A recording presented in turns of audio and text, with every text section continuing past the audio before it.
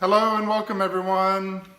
Well, if you watched my last IGTV or my YouTube video, you'll see that I finally got the iPhone XS Max and the Apple Watch Series 4.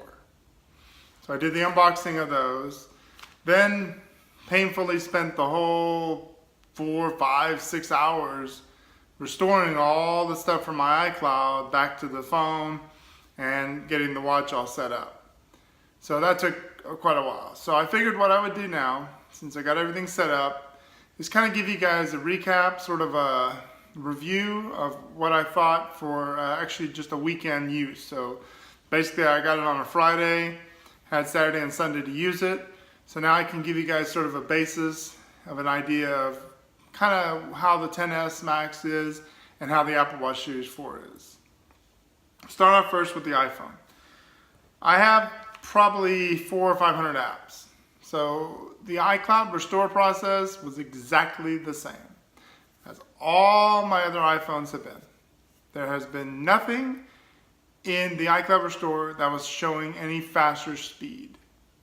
Now, did apps load faster? Yes. Did the whole processor seem to work faster? Yes, but most of that was due to iOS 12. So that means on my old iPhone 10, they were doing the same thing. But the whole iCloud thing, that needs to be fixed. That's something Apple needs to really work and optimize the most, because to restore all your stuff from iCloud is extremely, extremely slow, even on a fast Wi-Fi network. The Apple Watch wasn't so bad. That was actually pretty easy to do. I was able to restore my backup from my other Apple Watch, able to add the cellular with, of course, the little hiccup, of course, that they have with AT&T. And that was it. It worked. The Apple Watch restored with no problem.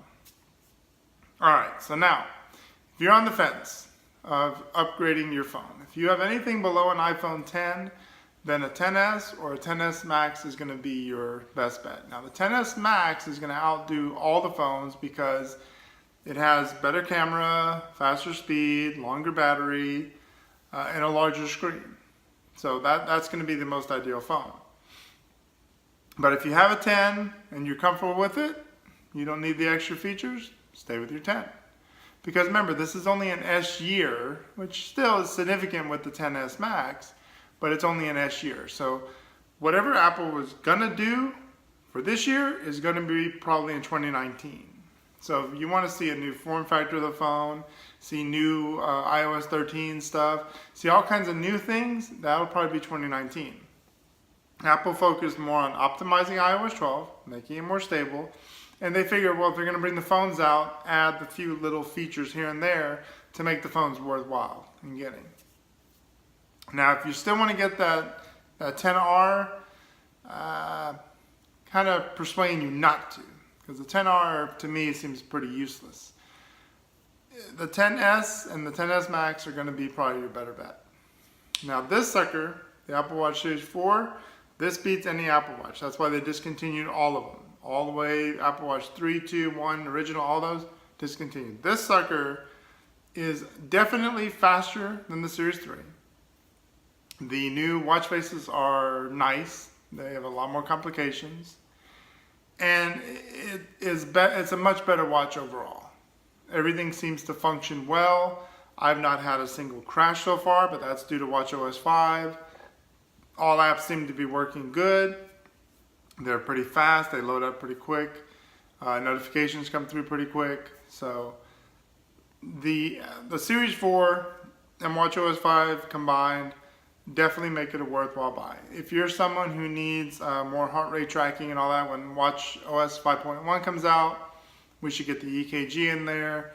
And it's going to be an overall fitness watch, reminder watch, sleep watch, however you want to use it, but it's definitely going to be a better watch to get.